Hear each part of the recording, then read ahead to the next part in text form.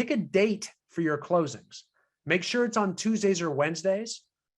Whatever you do, don't put it on Thursdays and Fridays, and whatever you do, don't put it on the last Thursday or Friday of any given month.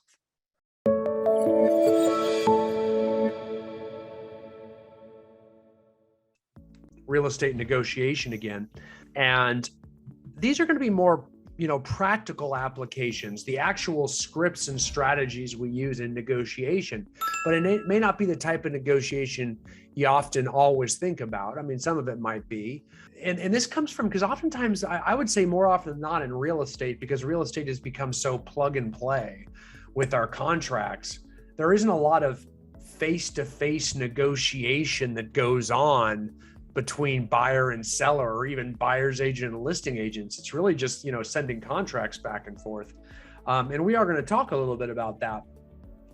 But oftentimes the most important negotiation you do is actually with your own client, who you have a fiduciary duty to represent and whose best interests you must look out for. So how can you do that? How can you be negotiating almost like an opponent with someone that you have to be representing? That's the tricky part. And, so I don't know if it's called peer negotiation or not, but I will tell you, I'll give you an example.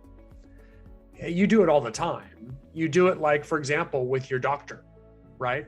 You go to your doctor, at least if you have a good doctor. If you have a bad doctor, he may not do this. But if, let's say you smoke cigarettes, or you drink too much alcohol, or you eat too much cholesterol or whatever, a good doctor is going to fight you on this and tell you things you don't want to do, like stop smoking, stop drinking, don't drink so much, start dieting, start exercising, don't take in so much cholesterol. All things that he's going to start negotiating with you on. He's going to start saying, here's why. You need to do this, you need to do that, don't do this, don't do that. And he's going to fight you. Now, you do have the same end result, a happy, healthy life. You want that. Your doctor wants that for you, right? So he has your best interests in mind. What you're negotiating over is how to get there. You're trying to act in denial and say, well, we can get there my way, which is continue to drink and smoke and sit on the recliner. And I still think I can do it if I just cut back on the desserts, or whatever, like there's some like little denial-based argument that's much more palatable to you. That's an easier route than the way he wants you to go, which is the safe route that's much more proven, because that's his expertise to get it done, right? The same thing happens with you and your, like, for example, your seller client, or your buyer client. You might need to tell your buyer that we got to borrow money from a family member to get an all cash offer if we're going to be competitive with homes at a median price, in that median price range, because going in with a loan is just not going to work. Or with, they don't want to hear that. They don't want to have that tough conversation. So now you got to give them the scripts and strategies to do it. You got to give them scripts and strategies as to why they need to do that in the first place. It's uncomfortable for them. They don't want to do that. They just say, well, what if we just increase the price, or do this or do that? And they're going to give you, well, we heard you could do this. And they're going to argue you. And now you've got an opponent in a negotiation. We're fighting over different paths to get to the same location. Okay. Sellers, same thing. They always want a higher price. They want this. You need them to clean up their house, make it more presentable, price it more reasonably, whatever it may be. So you're often negotiating with someone that you have a fiduciary duty to use your best interests and best efforts to represent. So when we talk negotiation, understand that a lot of it is just obtaining client control. And how do we obtain client control? It's through education. It's using the right scripts and talking points to demonstrate the why. Using objection handlers to overcome their denial, to get them where they want to go, even though it may not be the most comfortable path. And the comfortable path is usually not the path to get you to desired results anyway. Very rarely is the comfortable path the way you want to go. Okay, I'll give you an example. I'm going to give you a few examples, and I think you'll like some of these. Okay, so for those of you that sell luxury markets or work in a luxury area, okay, understand I run one of the largest real estate coaching companies in the world. Okay, we as far as real estate goes, We coach agents all over the place in, high-end markets. We have agents that have average prices of $5-10 million. Okay. In those areas, especially them, I'm going to pick on them. They'll say there's no way to use a lockbox on a $10 million list. And so what they have to do is be present for every single showing, because that's what's customary. That's the common industry practice in the uber luxury market. That's what they've been told, and that's what they believe, and that's what they've done. So they, the listing agent, have to personally be present for every showing, even though the buyer has an agent there getting them access and representing them. Why? Here's all the excuses. This is agent after agent telling me and all my coaches, that's what's customary in our area. Brian, you don't know our market. That's the way you do it. That's what my clients want. That's my favorite. Boy, I could care less about that. What your client wants? You know what your client wants? More cholesterol. You know what your client wants? That's the drunk guy trying to drive the bus. If you truly are the professional, let them know why that's not the best. Make sense? And then we go through this process and we fight and we kick and we pull. And then eventually they put lock boxes on everything and they learn the scripts we use to get lock boxes in their listings. And everything's fine. And they never have to be present at all these showings ever again. And guess what? Houses start selling more quickly and at higher prices, and there's more showings. Because I don't know about you, I don't want the listing agent present when I'm showing the freaking house to my buyers. I also don't want to deal with scheduling a time that the listing agent can be present. I may have access to my buyers for a very short period of time only. And I'm only going to show those properties that are on lockbox. But if I have to schedule times where the listing agent's going to be present, well, what happens if my clients spend too much time in one of the houses I showed them before and I'm running late? You're the first guy I'm cutting out of my list because you're not flexible. I can't move you around. I can't push you back or speed you up. Or we go into another house that I accounted for taking 45 minutes that they drive by the front and say, we don't see that one. I can tell you right now, it's a waste of time. We don't want to go in there. So we have to go to house number 2 earlier. But there's no lockbox on that. And we can't go to house number 2 because I have to wait for the stupid listing agent to show up because he has no client control, because that's what his clients wanted. So we cut that one and we get less exposure for our client's house. If you don't have the scripts and dialogues to explain this, these are great hypothetical examples that I would be using, that you heard in a national training with all the other offices in your region, in your country, whatever. And I'm passing those on to you. These are things we have been told and been taught is why we put a lockbox on all listings if you want to get more showings. If you get more showings, you'll get more offers. You'll get higher priced offers. You'll increase the likelihood of multiple offers. The last thing we want to do is reduce our exposure. So just because you think it's customary, what's really customary is a lot of poor agents with low skill development that don't know the scripts and dialogues to use to get their clients' homes sold at the highest prices. So be the one agent that knows how. We literally coach agents in West Los Angeles that average $5 million home prices that put everything on lockboxes. As we speak, they are not present for all showings. Some of the sellers wanted that. They explained why that was a bad idea. I can give you more reasons why it's a bad idea. The reason I also don't want to be showing that house to my clients, I'll be in and out of there if the listing agent's hovering around. Why? It makes us uncomfortable. We can't even talk freely about the things we don't like about the house. We can't even say that we like it for fear of giving up our motivation with someone we're about to go into negotiations with. So what does that do? It makes us hurry up and move through the house quickly so we can get to a place where we're more comfortable. And the less time we spend in the house, the increased likelihood we're not going to buy the house. So you're just going to make me uncomfortable in there. That's why on a hot day, you go in a grocery store, it's cold. They want you to stay in there longer. You want to crank it up and make it hot in a department store or something so people hurry up and get out? It means they're less likely to buy. Same concept. That's just general sales practices. If you don't know how to explain these things to your seller, you're going to end up having to be present because they think it's safer for some reason if you're present, like you're some sort of armed security guard that's literally going to follow them through each room in the house. Like, what a nightmare that is. Explain to them we have a Supra lockbox that keeps a digital computerized record of everyone that goes through a house that must have a license if they go through, and that person is then responsible by their license governed by the state of California, that they maintain that home in order while they're showing it. And they're required by the state of California to be covered by errors and omissions insurance in case anything goes wrong. Your sellers know that? No. Did you know that? Well, you do now. Those are negotiation scripts for your client's best interest. That's an example. But you got to educate. Got to educate. Give you another example. A lot of times we will coach agents repeatedly, and they'll tell me, man, this real estate's so tough. You have to work nonstop. Are you sure you want to get into real estate?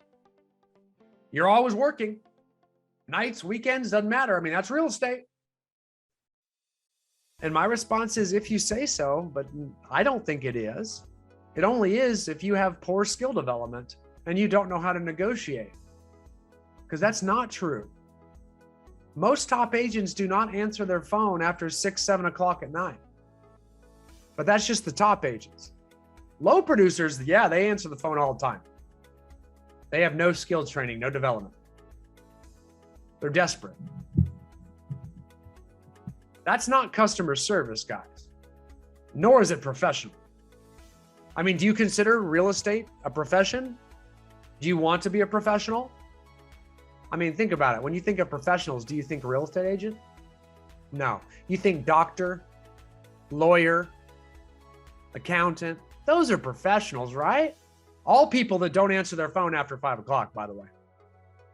But yet, for some reason, a real estate agent who wants to be called a professional in the slowest industry on the planet feels the need to answer their phone at 8 o'clock at night. What are you going to do with that at 8 at night? It's a slow industry, guys. Calling them back at 8 a.m. is just fine. Nothing's going to happen over that period.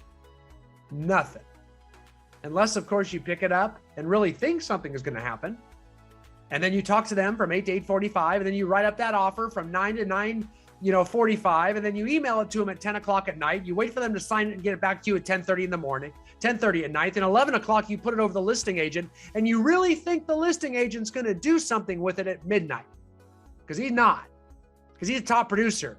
He's got listings. So he doesn't deal with you at that time. And then you're like, man, I don't know why this is such a hard industry. I don't know why people don't work. I sent it to you and you start. You screwed up in the beginning. Call them back at 8 a.m. when you can do something with it. Stop doing that. Train people to behave and treat you like a professional. If you answer the phone whenever they call you, then you're training people how to behave with you. They will keep doing that. They will treat you like a McDonald's drive-through window, not like a fancy restaurant where you need to make a reservation. If you want to be treated with the respect of a professional, demand it. So don't think you have to always answer the freaking phone. Shut it down. If you shut it down at 6 o'clock, that's totally fine. If you shut down 7 o'clock, that's fine too. I don't think you need to go that late. I try to get people to do it earlier. You know, if you think you need to take listings at 6:30 at night because that gives them time to get home from work, you're crazy. You're crazy. Why do you need to give them time to get home from work? Does the doctor do that? Does the dentist do that? Does the accountant do that? No, they expect you to get off work a little earlier, take time.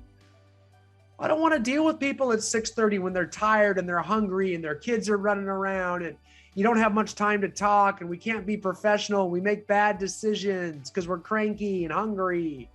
Stupid. Treat it like it's a serious profession. Schedule your listings at 3 at 4 o'clock.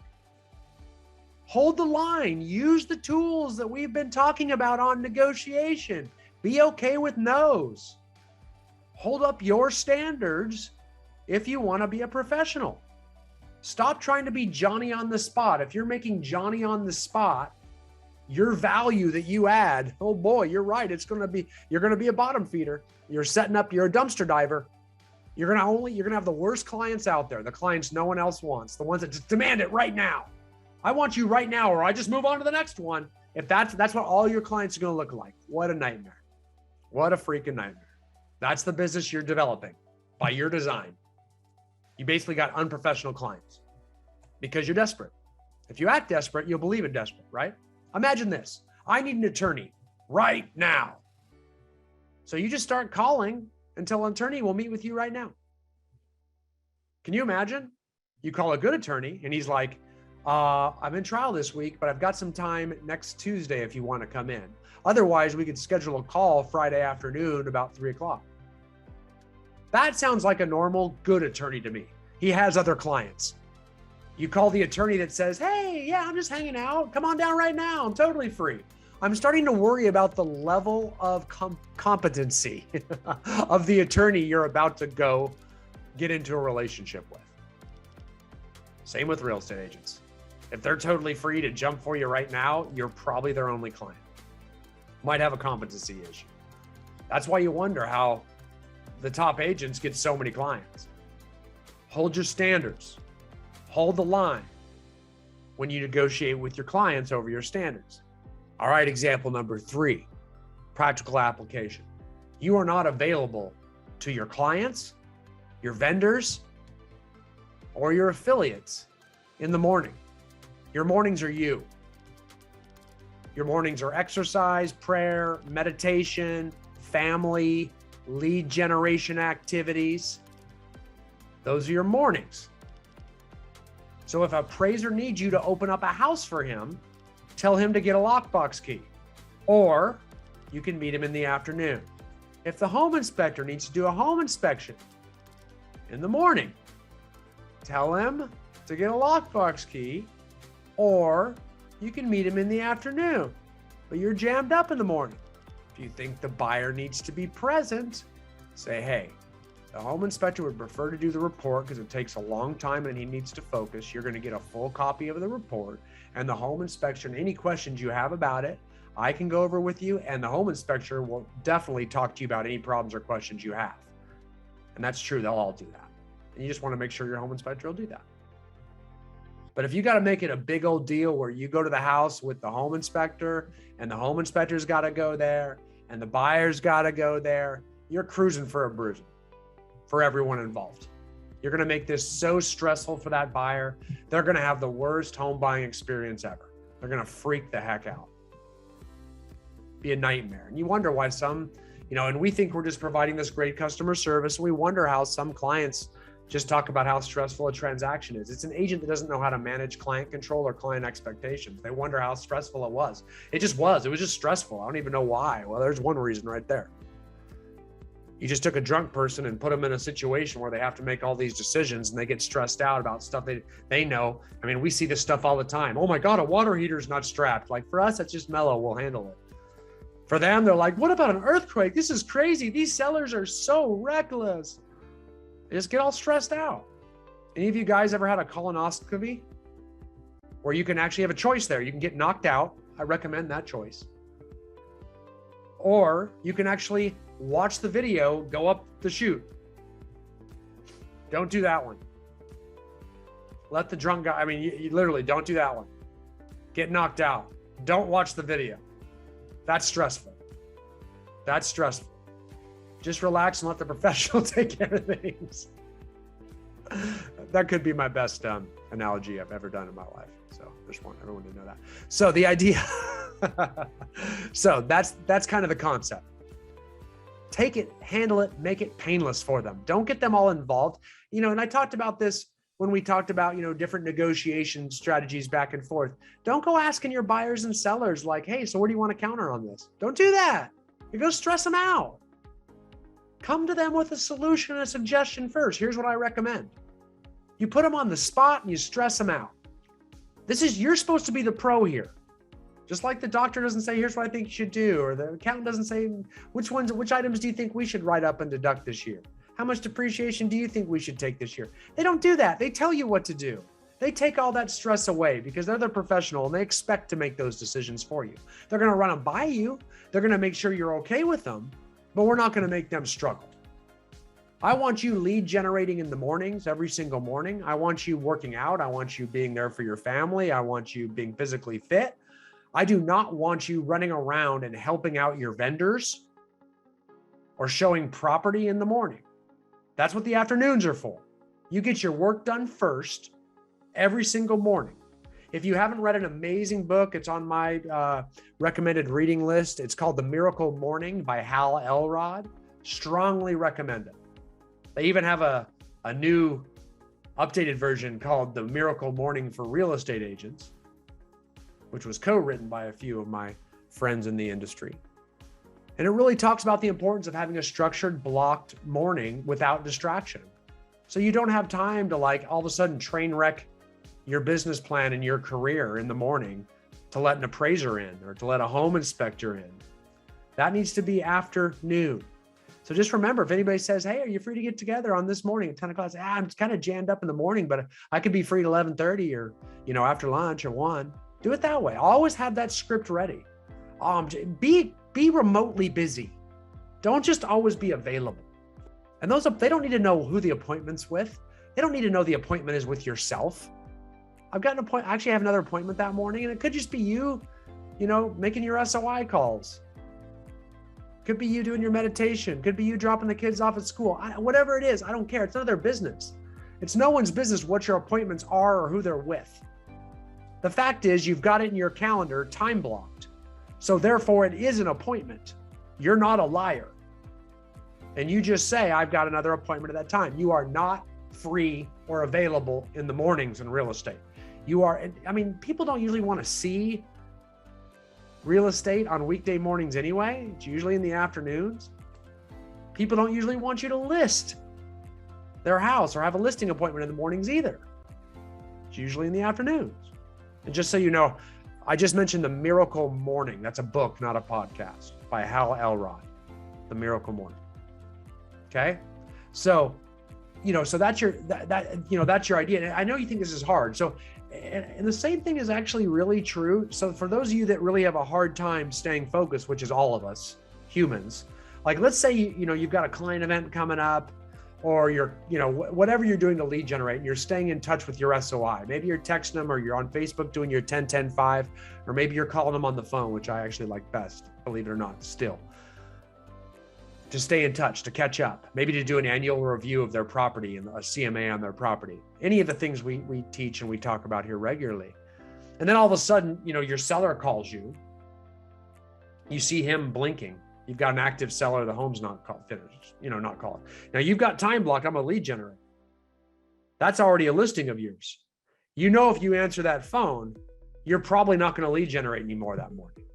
You're going to call him, you're going to talk to him, you're going to get off track, then you're going to have to go to the bathroom, maybe get a bite to eat, maybe get some coffee, whatever. Train wreck your whole morning. So what do? You don't answer that phone call.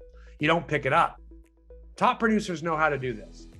Guys, if someone calls you at 10 in the morning and you call them back at 11:30, if they are angry with you, something is wrong with them. Make sense?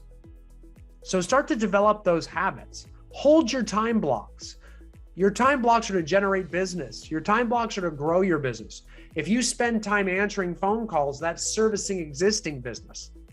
So you're getting rid of your sales and marketing and replacing it with all customer service all the time, which means you're never going to grow your business. You're never going to sell more and increase your production level from where it is right now. So to do that, you have to hold your time blocks in place. You're not free in the morning. You're committed in the morning. So you call them back later, not a lot later, just a little bit later. And you're going to look like an attorney who doesn't always answer his own phones, but gets back promptly. You'll look like you're reasonably professional, reasonably busy, reasonably desired. I know it's hard to do, but it's actually very doable and you do it all the time. If you don't believe me, imagine this. Imagine you're in a listing appointment, and in that listing appointment, let's say it's an hour and a half long, you get a phone call from one of the other sellers. Do you continue in the listing presentation, or do you answer the freaking phone? I'm pretty sure you continue in the listing presentation and you call them back an hour and a half later. See, It's doable and no one gets upset.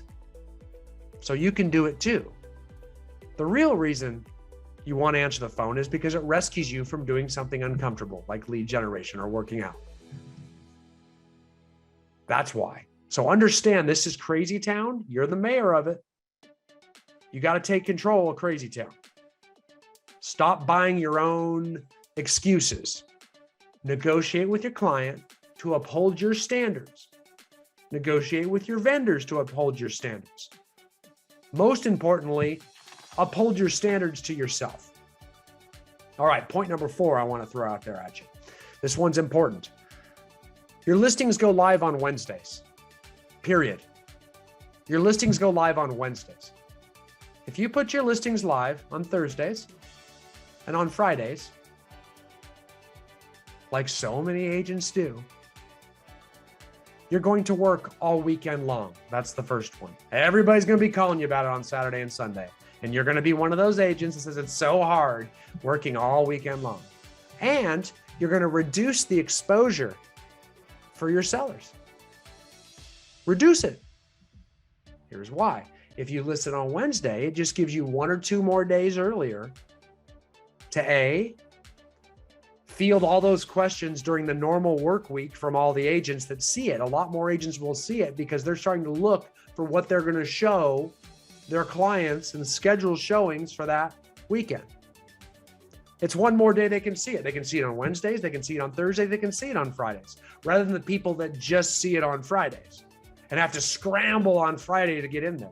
Not to mention your sellers are getting all these last minute showings that they can't prepare for. They don't know. So now you disrupt their weekend.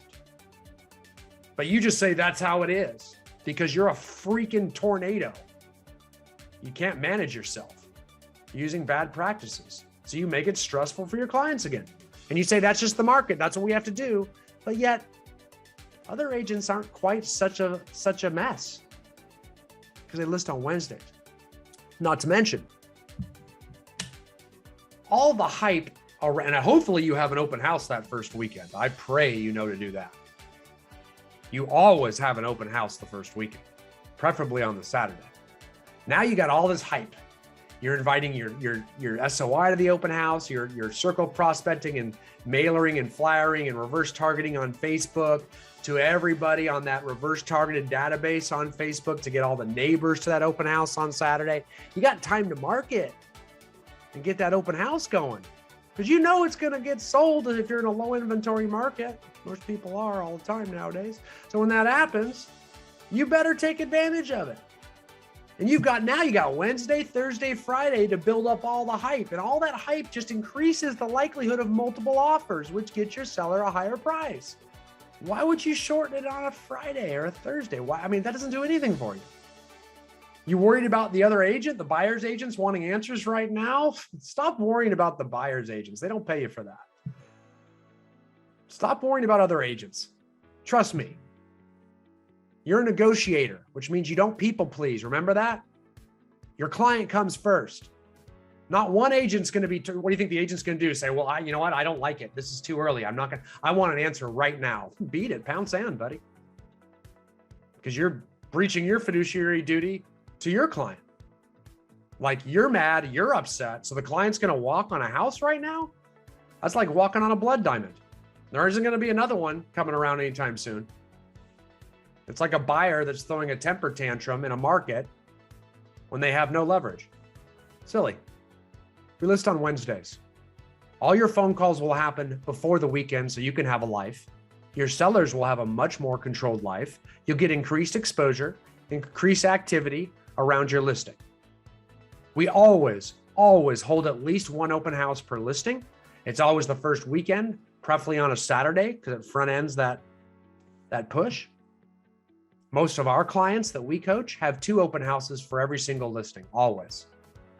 Because just because we get under contract in a week doesn't mean we're done negotiating inspections and appraisals. So we have the second open house, the second weekend for backup offers, just so they get real stress and they remember where their bread is buttered. So if you start getting real, just because you pulled us off the market, doesn't mean I'm done advocating on behalf of my client. We're off the market. But just in case you get too demanding with your request for repairs, or your appraiser that you need because you are a deficient buyer that needs a loan has to have an appraisal, and the appraisal comes in low, just remember, you're coming up to my price. I'm not coming down to yours. Why? I got backup offers. Remember the open house I had? That's an agent that works. I don't need to answer my phone. I just work for my client's behalf. I don't stop when it goes under contract. I keep going. Not to mention, I generate a lot more business for myself because I keep having these open houses. It all works together. It's lead generation, productive activity. Guess what? Have a fun time competing with me in a listing presentation if they interview you and me and you're not doing all that for them. Because I'm going to tell them all that I'm doing all that. You're the one that's going to say, oh, open houses don't work in this market. Guess what? You just lost the listing to me. Because they like my energy. They feel I'm clawing over the table. I'm going to do all this stuff. They wonder why you're just going to put that sign in the front yard and pray. You're the lazy one. You're what they think real estate agents really are. Worthless, except for your access to the MLS. Because they don't want your counseling, that's for sure. Make sense? And I know I'm talking at you, and there's lots of you, so don't take it personally. Here's the next thing I want us to say. I like it when you present all those offers of that listing that you put on a Wednesday on Monday afternoon, not Sunday afternoon. Do not present offers on Sunday because you just made your Sunday and the seller's Sunday a living hell. All those agents that put in offers are going to be calling you all day Sunday. Why? Why do you do that on the Sabbath? Why? Why not wait to Monday?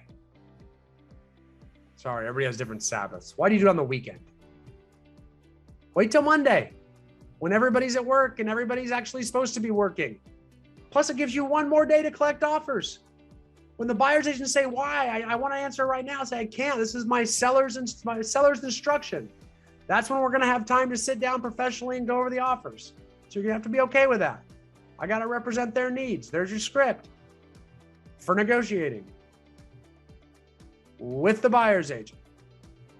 It is what it is. You tell what the seller what you recommend. They say that's what they want to do. Then you tell the buyer's agent, here's what they want to do. Now, all your hassle from the weekends has been pushed to before the weekend and after the weekend. Your showings are spread out evenly. Your weekend showings are more likely to be scheduled in advance, so your sellers aren't as terribly disrupted. Yet you're going to have a lot more exposure because I stretched it a couple days each way, it's actually on the market longer, increasing a likelihood to get more multiple offers. Why don't agents like that? Freaking real estate agents are lazy. They want to put that thing to bed and get that commission check coming. They don't like to sit in limbo. They're horrible negotiators. Horrible negotiators like to have it all wrapped up. They don't like it to be sitting untied. They don't like to let it ride a little bit. Good negotiators can keep things untied in limbo. They'll be okay with things being untidy for a while. That's a good negotiator. They hold the line. Keep it open. All you do is create an increased likelihood that you're going to get more offers. Now, it's my fifth big tip. I want you to always schedule closings on a closing date, not 30 days from now or 45 days from now. And I want that date to always be on a Tuesday or a Wednesday. Especially you on the listing side, it's much easier for you to do this.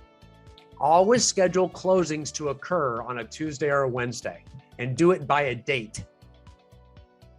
So you can go back and forth with 30 days, 40 days, whatever. And then usually that last offer, once we agree to terms, I'll say, can we clean this up with one more counter or one more addendum to pick a closing date that's on a Tuesday or Wednesday? I hate having them on Fridays or Thursdays, because then if one person's late for any reason, everybody's got moving trucks for that Friday night, but yet we don't close on time. So now we're going to close Monday and everybody gets stressed out because they can't move. And everybody has the worst experience buying or selling a home ever. And the agent says it's not their fault, it's the other person's fault. It doesn't matter. If you're the agent that let that happen, it's because you didn't start all the way at the beginning and schedule the closing on a Tuesday or Wednesday. Then if it gets delayed a day or two, which happens all the time, It gets pushed Wednesday, then it gets pushed to Thursday, then it gets pushed. You got all this pad and cushion. So if it doesn't close, there's not this big rush. Not to mention title companies, closing companies. They're so used to agents scheduling all their closings on Fridays because agents, like I said, generally speaking, just don't have training. So they schedule everything to close on Fridays. So that's the one day where title officers and escrow officers and closers are just jammed up. So they're going to make the most mistakes and not get to you and make errors. Loan funders are funding all on Thursdays and Fridays. They're the ones that aren't going to get to it. But if you close on a Tuesday, you're not competing for the attention of these people. You're the only person doing it. You're the only smart one. If there's any like title people or loan lenders out there hearing this right now, they're just saying, amen, brother, why don't agents do this? Trust me, schedule your closings on Tuesdays and Wednesdays. Set the expectations properly. Tell people that way we have a few days in case something goes late. It just happens more often than not. Because everybody's going to plan to move that first week. And boy, you're going to end up working all weekend. I hear about it. Like people are going in there and yeah, we have people moving in the garage already. And everybody's got horror stories about people moving in and people still being there and people not getting out and all that kind of crap. You can prevent that up front by scheduling on the proper day. Now, there's a sixth concept that I want to bring up. I probably should have said this one fifth though. And it's called the concept of dragging offers. Like I said earlier, if you put that listing live on a Wednesday and then you present offers on a Monday, for example, that gives you more time on the market, which increases the likelihood of dragging offers, right? And we always want to keep that listing untied and open as long as possible because that increases the likelihood of getting an offer. And I don't care what the offer is. We've talked about this. I want to play with every offer that comes my way, even if it's super low. Because that way, when an agent puts in an offer, I can say, yeah, there are other offers. And that agent can then turn around and tell their buyer client that. And now they think, okay, I've got a desirable home. This is a home other people want. I better get up and get competitive with my counters or my initial offer or what have you. So I'm always going to drag my offers, which means I'm going to try to keep offers going as long as possible. Even if I've been on the market for a week or two, which will happen with, that happens with higher priced homes. So in luxury markets, you usually have a less likelihood of homes selling faster and you have a less likelihood of getting multiple offers. The higher in price, the more of a luxury agent you are or want to be. So with those, it's real important to drag your offers. So you take anything and you keep it alive as long as possible. Like you get that low ball offer, you wait 4 days to respond, maybe call the buyer's agent a little bit, ask some questions about their offer, find out who the lender is, see if you can talk to them, and then say, okay, we are countering, don't worry. And then you wait 4 days and you counter it and you drag that offer. Welcome to negotiation, guys. If this is weird to you, I'm just playing with your offer. I mean, it's better than just shutting you down and being a jerk. At least I'm giving you a chance. You're in it.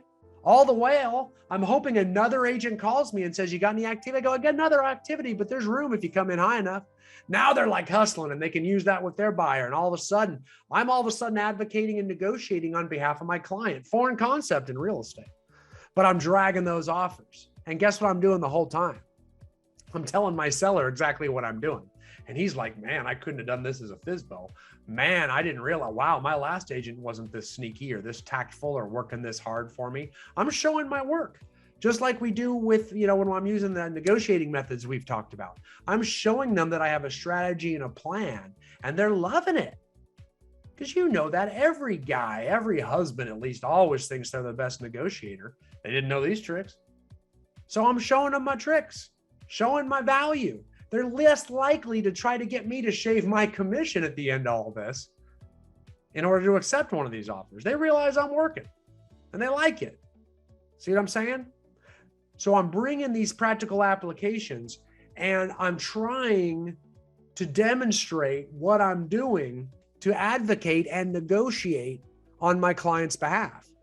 All right, next one, number 7. Pricing. This is a really big one, especially in markets with lower inventory and it goes up and down, you get different shifts in the market. And again, as you get higher in price and more luxury, you have to deal with this more where people have this concept that they want to list as high as they can list. And that's not always the way to get the highest price. Almost every agent with any experience is going to tell you the way to get the highest price with the best terms in a deal that will always close is to actually get multiple offers. If you get multiple offers, now you can start negotiating up and countering out like appraisal contingencies. You can negotiate like shorter contingency periods. You can negotiate free leasebacks or longer closing periods, or even seller contingencies to find another replacement property. You can get much stronger terms and ultimately get them competing with each other for that coveted higher price that everyone wants. How do you do that? Sometimes it's better to price closer to market to get a feeding frenzy going of lots of buyers that will then compete and bid themselves up. If you just try to price it high to begin with, you roll the dice and you gamble, and it's a big risk that you might just get one person to come up to it. Now you got one offer and it might be a little low, and then you have to come down and play with that, and you might not get your appraisal contingency, which means now you come off the market for a week or two and it doesn't appraise. Then you got to go down and meet them, or you got to go back on the market as a stale listing, and everybody wonders why no one wanted you and why you have to come back on the market. And you say, well, we only had one offer. It's not my fault. That's the way it went. Well, you only had one offer because you didn't know how to price the property, because you're a lazy agent. You're not listening to my skill development talk about pricing lower to get more offers. And that's a safer, more conservative route to get them to bid up. Then you can negotiate out all those terrible appraisal contingencies and loan contingencies. See what I'm saying? So sometimes pricing lower is better. And we need to be able to use this script and this strategy in a listing appointment when we describe this and we explain this. And you can say, hey, we're seeing this at a very high level. You know, we're getting taught to do this, and we're seeing on average, we get a much higher price per listing when we have multiple offers than we do one offer. And that's the risky thing about trying to price it way too high, is you're going to have less offers going up there to get it. Make sense? So think about pricing it a little bit closer to market, lower, and then letting the offers drive it up, and then you can control the terms better. That's why we drag offers to begin with, is to try to get, it's all about trying to get multiples. If you get multiples, you hit the jackpot, Yahtzee. Now you can counter everything. Make sense?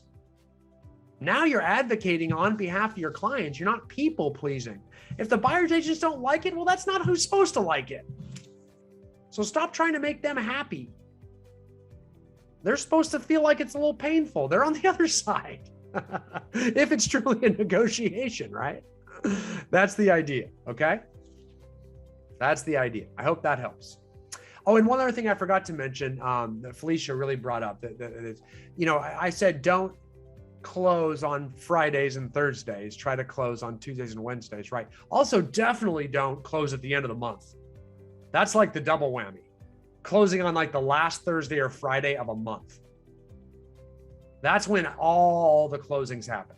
So you're going to get the worst service from your title company, your closers, your closing companies. You're going to get the worst service from loan funders, because that's, you know, that's when those loan docs have to go out. Those loan docs have certain interest rate locks, and, you know, you get October or November or whatever month you're in docs that expire. And if they don't close, then they have to actually redraw docs, get new interest rates, things like that. It's a nightmare, all kinds of stress, all kinds of frustration with everybody involved in the closing process. So that's when all the mistakes get made. So pick a date for your closings. Make sure it's on Tuesdays or Wednesdays. Whatever you do, don't put it on Thursdays and Fridays, and whatever you do, don't put it on the last Thursday or Friday of any given month. Make sense? Okay, I hope these practical aspects of negotiation help you. I hope you picked up a tip.